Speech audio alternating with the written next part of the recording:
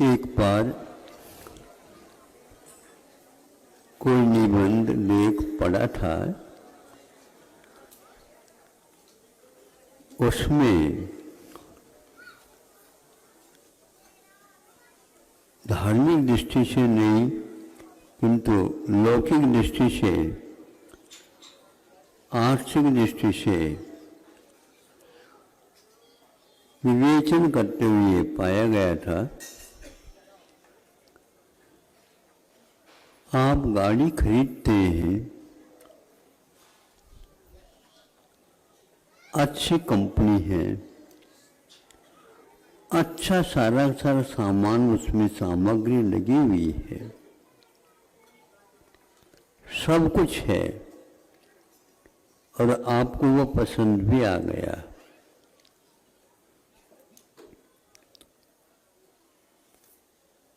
किंतु जब उसका आपने उपयोग किया, उसमें पाया गया वो पेट्रोल बहुत खाती।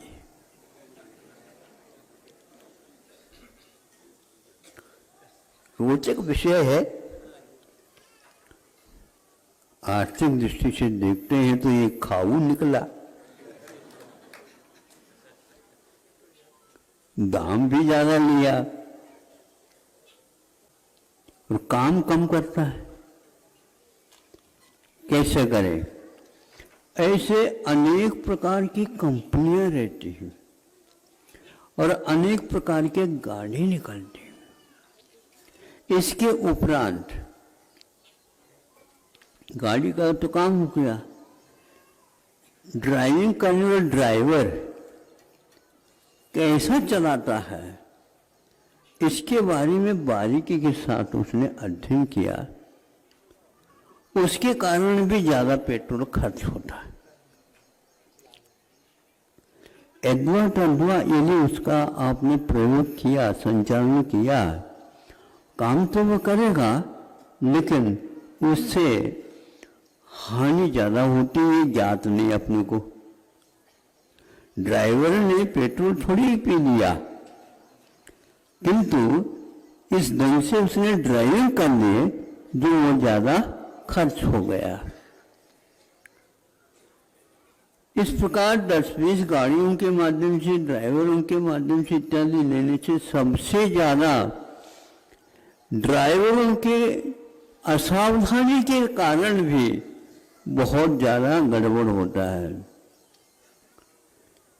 चलाते समय इस ढंग से उसका प्रयोग होना चाहिए, चलाना चाहिए, किंतु उस ढंग से नहीं होने से उसमें जो पार्ट्स हैं, उस गाड़ी के जो भाग हैं, उपभाग हैं, उनके ऊपर भी बुरा असर पड़ता है और उस गाड़ी की उम्र कम हो जाती है। ये विस्तार सहित उन्होंने एक समीक्षा लेख लिखा था। गाड़ियां तो हम भी चलाते,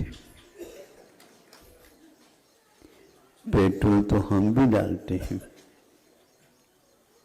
सब कुछ हो जाता है, तो इसमें कौन सा पेट्रोल खर्च होता है? आयु कर। आयु कर, श्वास लेते हैं, अवरुद्ध कर लेते हैं, गड़बड़ होता है, अकाल मरण की पूरी संभावना रहती। मरण जहां पर होना था, अपनी नाक बंद क्यों की? वही ये पहले बताओ। मरण इस नाक बंद करने से, श्वासोच्छ्वास अवरुद्ध करने से हुआ क्या नहीं? उमा सिंह महाराज कहते हैं इसी को बात तो ये हिंसा है और ये एक प्रकार से अपराध है। खर्च तो अपव्यय होगा इसमें, स्वास्थ्य में गड़बड़ी आएगी, काम कम करोगे और खाना तो पूर्ण लोगे। ये कैसे होगा बताओ? संयम के माध्यम से इसी का नाम ज्ञात हो जाता है कि हमारे असावधानी कहाँ कहाँ पर है। यह भौतिक वर्णन नहीं है, यह अजीव तत्व का वर्णन है, और जीव के बिना यह नहीं हुआ है। ये भी बात ध्यान रखना। अपने आप गाड़ी नहीं चलती, ड्राइवर के माध्यम से चलती। अपने आप पेट्रोल नहीं जलता हमारे जलाने से, अथवा उसमें कुछ कमी रह जाते हैं तो अपने आप ही जलता ही रहता है। तो यह असावधानियां असंयम की कोटि में आते हैं। आपका वेतन बढ़ गया लेकिन खर्च भी ज्यादा हो रहा तो क्या मतलब हुआ? यदि सरकार टैक्स ज्यादा लेती है तो उसको आप कहाँ से भर्ती कराओगे? ग्राहकों के ऊपर ही तो है आपका भार, दृष्टि। इधर का उधर हीनादिक मानोमान प्रतिरूपक व्यवहारा। उमा स्वामी महाराज ने पहले से रखा है। तुम चोरी कर रहे हो, कहाँ से, कहाँ डाका डाल रहा हूँ? डाका नहीं डाल रहे, ग्राहकों को कम तोल करके दे रहे हैं और दिखा रहे हैं उतने, और बिल्कुल साफ सुथरा है ये भी नहीं। सब बाकी सब वर्णन आपका ठीक, लेकिन दिया कितना, लिया कितना, बताओ। ये सारे सारे पाप में आते हैं। आप लोग अपने आप को पापी मानते हो? सही बोलो, हैं? अगर मैं पापी हूं, आज से ऐसे नहीं काम करूंगा, दूसरे के सामने कहते हो? कभी भी संभव नहीं। ऐसे हरिश्चंद्र हो जाए तो फिर कहना ही क्या।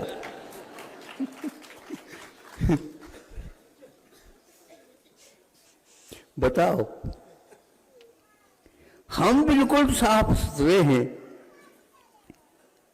दर्पण में भले दिखते हो लेकिन भीतर से ऐसा नहीं है। तो भीतर से करना है क्या? नहीं, किसी को कहे बिना करना है। और सामने सारे सारे सारे बातें आ रहे हैं। आचार्य कुंद को लिखना पड़ा इसके ऊपर। ये लेख जो मैं दे रहा हूं, इस लेख का वहां पर दर्शन हुआ अष्टपाउड में। तब मुझे लगा 2000 वर्ष पूर्व में भगवान ने, मतलब कुंद देव ने भी यह पूरा पूरा अध्ययन करके आप लोगों के लिए कहा।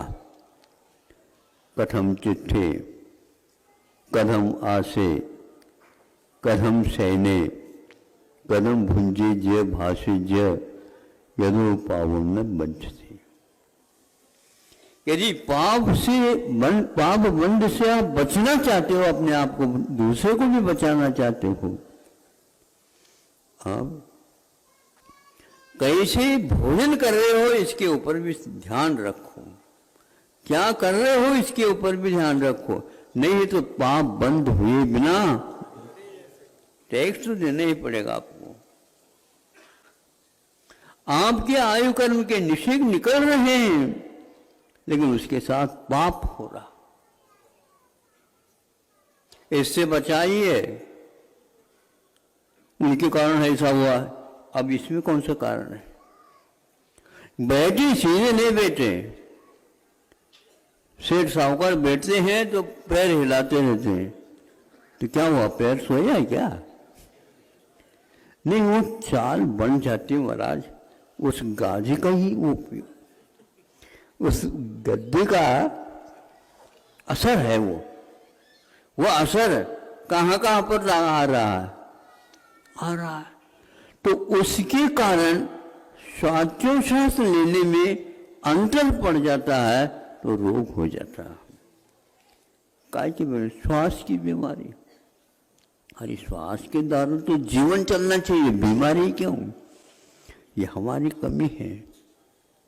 उसी प्रकार की नली होगी, उसमें से चीजें निकल, ऐसा कुछ नहीं है। उदयावली तो हुई है सबके पास। उसने हमारे श्वासोच्छ्वास के कारण निषेकों का झड़ना, अलग क्रम से झड़ जाता है, उसी को आचार्य कहते हैं यह अकाल मरण का कारण। थोड़े थोड़े पढ़ रहे हो, समय से पढ़ोगी, लेकिन अष्टपावड़ी भी तो पढ़ो। उसमें लिखा है उन्होंने कितने प्रकार के अपमृत्यु होते हैं, और उसमें ये भी उन्होंने लिखा है कदम भुंजे जो भाषे जो यदो पावन, कैसे भोजन करे और कैसे बोले। बोलते समय बोल लिया, लेकिन जब वह आ गए सामने तो पुलिस ने पकड़ ली। क्यों पकड़ लिया आपने? ये आपका ही व्याख्यान है, वारंट है, हमने तो ऐसा नहीं किया। ये देखो, ऐसे ही प्रत्येक समय आपके श्वासोच्छ्वास ले रहे हैं, तो वह श्वासोच्छ्वास का प्रयोग कैसा हो रहा है? सहज होना चाहिए।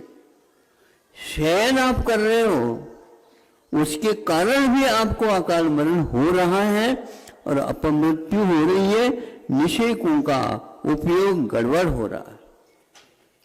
इसलिए मुनि महाराजों को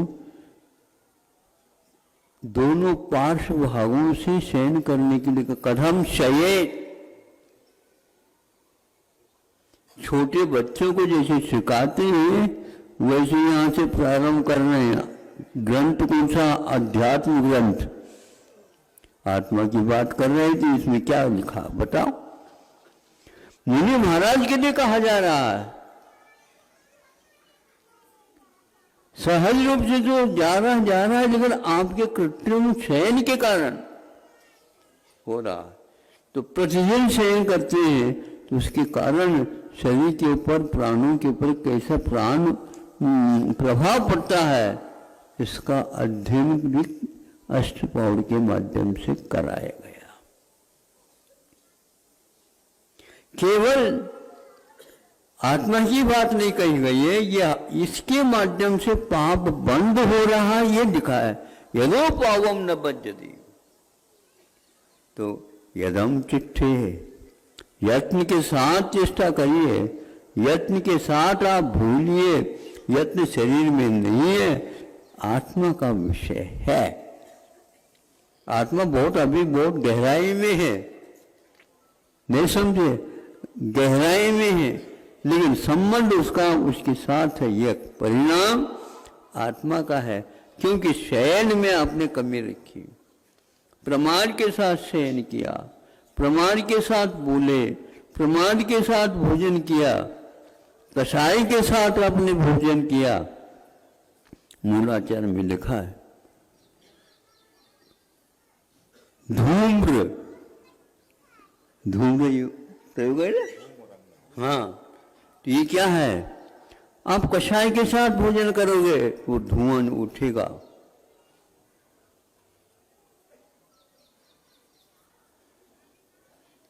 ऐसा क्यों?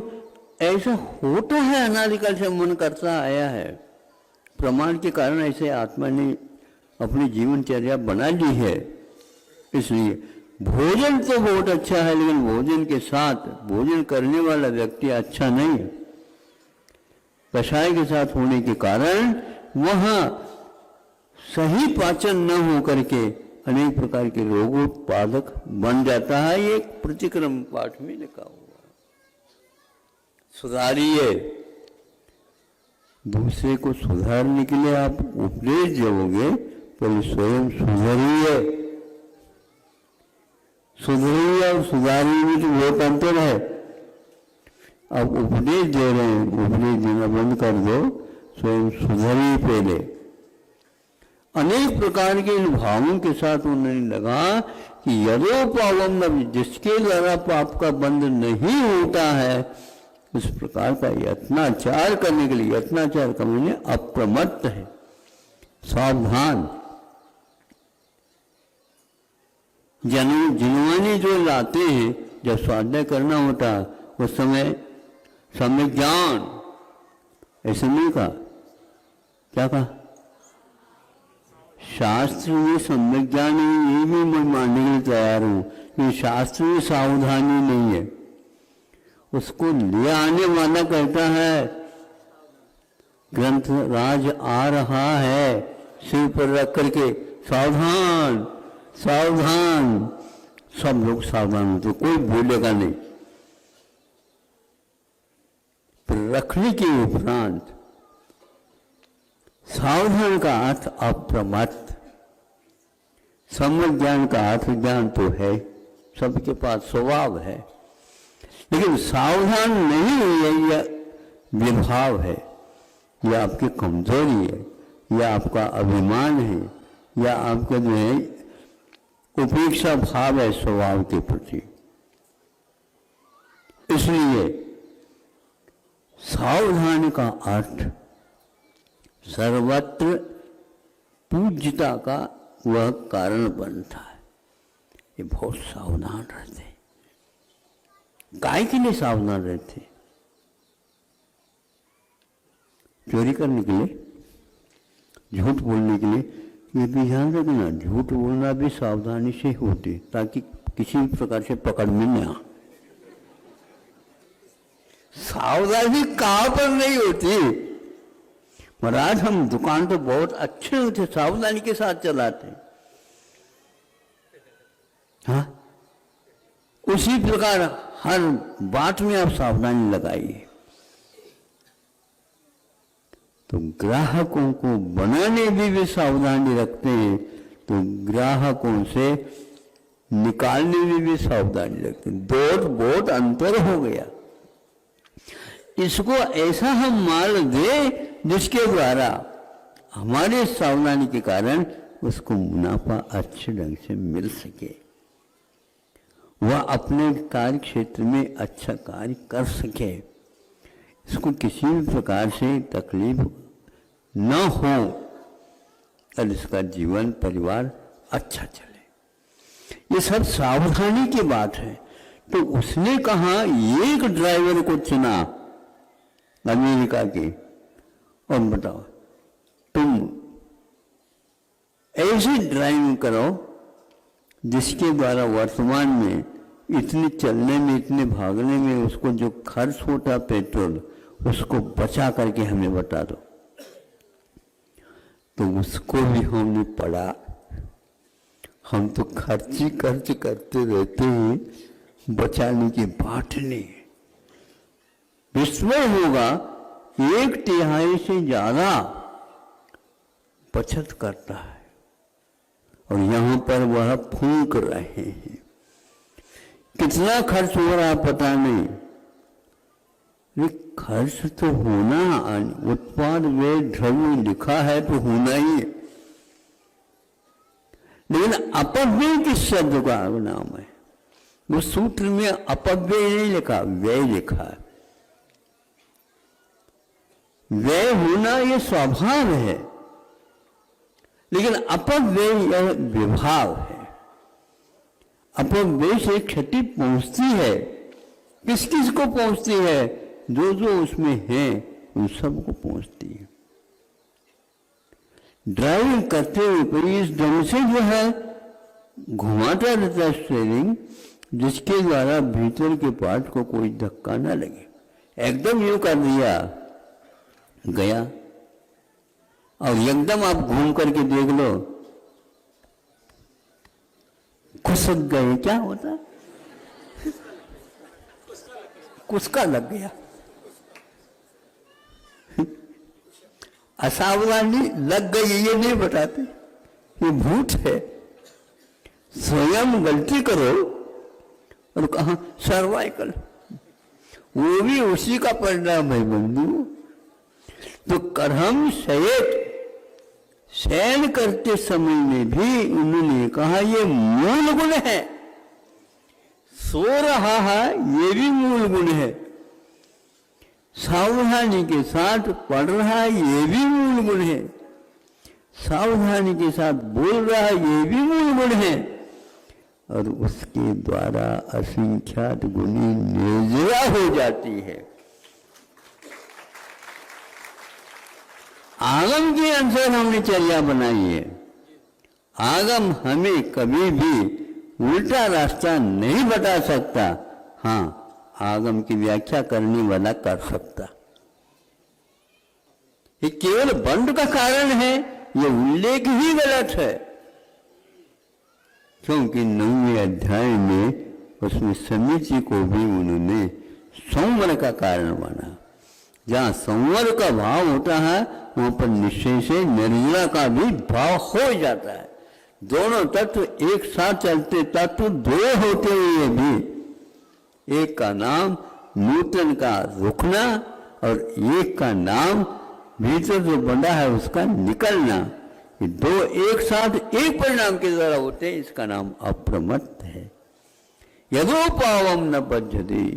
इसलिए आप लोगों को चाहे श्रावक हो अथवा श्रमण हो, सावधानी के साथ चलना चाहिए। इसके जितने भी पाठ हैं वे अकाल ग्रस्त ना हो। हाँ, एक एक मिनट में इसमें यदि क्षति पहुंच रही है तो आपकी असावधानी मानिए। भयानक रोग होते हैं। कौन सा रोग होता है? टेंशन इसमें एक रोग है। आज टेंशन के कारण तो गड़बड़ी हो रही है। क्या हो रहा है? डिप्रेशन है, मानसिक अवसान, मतलब वह स्वयं ही मनी जाने वाला है। डिप्रेशन। अच्छा अच्छा। तो हमने कहा महाराज इनको टेंशन बहुत होता है। बहुत अच्छा, आपके यहाँ इंटेंशन भी है। हाँ? मुझे ऐसा कोई भी उपदेश दे दो महाराज, ध्यान सिखा दो, जिसके कारण मेरा टेंशन दूर हो जाएगा। टेंशन छोड़ करके सो जाओ, बहुत अच्छा हो जाएगा। इसलिए आचार्यों ने कहा कथम शये, मूल गुण को तो मूल गुण के रूप में स्वीकारो। मूल गुण असंख्यात गुणी निर्जरा के लिए कारण बनेंगे। यह विश्वास रखकर चल, जितने भी व्रत हैं वो सारे के सारे अभिरुचि के अभाव में हुए हैं, और अभिरुचि के अभाव में हुए हैं तो वृत्तिपना है। वृत्तिपना है तो वह आपके दर्शन करने से दूसरों को असंख्यात गुण निर्जरा होती है, तो आपको नहीं होगा क्या? बोलो, मुख बंद करके बैठो नहीं। इसका उत्तर कौन देगा? आपको देना होगा। असंख्यात गुणी निर्जरा का साधन है। एक एक व्रत संवर का कारण है, और एक एक व्रत संवर यदि कर रहा है तो उसके भीतर से निर्जरा करने का भी ठिकाना। उस निर्जरा के कारण संवर और निर्जरा दोनों तत्व आ जाते हैं तो मोक्ष मार्ग यूं चलने लग जाता है। मोक्ष मार्ग और वो गाड़ी रात में भी चलती है और दिन में भी चलती है। और हम चाहते हैं आप प्रमत्त हो जाते हैं तो हमारा पेट्रोल ही नहीं खर्च होता। अब प्रमत्त होने का अर्थ ये है निषेध का उदीर्ण के रूप में नहीं निकलना। ऐसी गाड़ी हम चलाते हैं और तुम भी चलाते हो।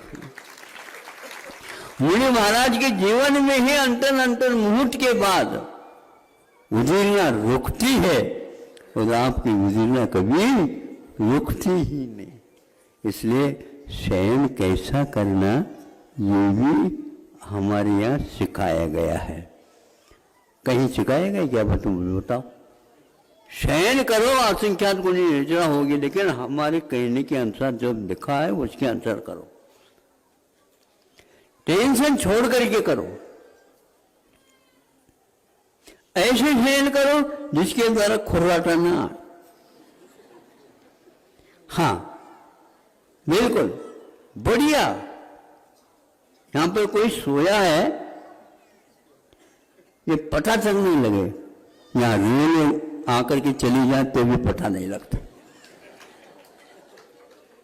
शयन करना सीखो, भोजन करना सीखो। कथम भुंजे जय, यहां पर भोजन के लिए भी निर्जरा का कारण बताया, और आप लोगों के भोजन के लिए बंद का कारण बताया।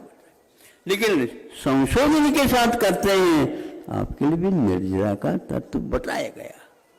वह मुनि महाराजों की अपेक्षा से कम है। धीरे धीरे बढ़ाते जाओ, धीरे धीरे निर्जरा भी बढ़ेगी, संवर भी बढ़ेगा, लेकिन कुवत चाहिए। समय आपका ज़्यादा हो रहा है, इतना ही पर्याप्त समझता हूँ। आचार्य कुंद कृत अष्टपाउण भी पढ़ा करो, और उसमें श्रावकों का भी प्रसंग कहीं कहीं पर आया है रत्नत्रय के रूप में, और इसी प्रकार और भी बातें लिखी गई है। सूक्ष्म अध्ययन करने से ज्ञात होता है। अब व्यय ज़्यादा नहीं होता, किंतु अपव्यय उल्टा हो जाता है। उल्टा नहीं चलते, सुनते चलो, गाड़ी की उम्र बढ़ जाती है। बढ़ जाने का मतलब बढ़ती नहीं है, आयु का उनका विकास नहीं होता बुद्धिमान आयु का, किंतु अपव्यय की कोटि में नहीं होने से ऐसा होता। इस प्रकार अप्रमद दशा का वर्णन अष्टपाउड़ में करके मुनि महाराजों को सावधान किया है। इसलिए ज्ञान तो बहुत हो गया और है स्वभाव। सावधान यह बहुत महंगी चीज है, खरीदना हो तो यहाँ पर मिल सकती है, और चाहे तो बाजार में मिल जाएगा, और चाहे तो मुफ्त भी मिल जाएगा। लेकिन मुफ्त का अर्थ क्या? आपको पूरा त्याग करना, हम नहीं लेंगे, यही मुफ्त है। कौन सा चीज चाहिए आप देख लो। शांति चाहिए, बिल्कुल अशांति का कारण छोड़ दो, आज मिल जाएगी शांति। कहीं गई नहीं, वो छुपी हुई पर रहे या हाँ छोड़ करके। अशांति की सामग्री छोड़ी नहीं, वही शांति है, वही शांति है। शांति मिल रही है क्या? नहीं मिल रही ना। है अशांति को छोड़ करके इधर आ गए। वो रो रही थी, ऐसा